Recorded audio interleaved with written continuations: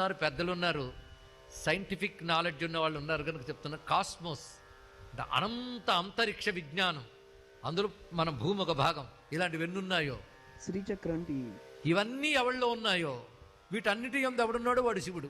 అది శివుడిని ఎలా ధ్యానించాలంటే చెప్తున్నారు ఇక్కడ, ఆపాతాళ నభస్థలాంత అంటే మన కంటికి కనబడని క్రింది లోకాలు మొదలుకొని మన కంటికి గోచరించిన పైలోకాల వరకు వ్యాపించిపోయినటువంటి జ్యోతిస్ఫాటిక లింగం, జ్యోతిర్లింగం, స్ఫటికలింగం ఏదైతే ఉన్నదో దాన్ని నేను ధ్యానిస్తున్నాను అన్నారు ఇక్కడ. అంటే ఎదురుగా నువ్వు పార్థివలింగం పెట్టుకో, ఇంత లింగం పెట్టుకో, అంత లింగం పెట్టుకో, ధ్యానిస్తున్నది ఎంత లింగం? నీ కొలత కందని లింగం. కనబడిన కింది లోకాల నుంచి కనబడిన పైలోకాల వరకు అంతటా వ్యాపించిపోయాడు. ఎలా వ్యాపించిపోయాడు?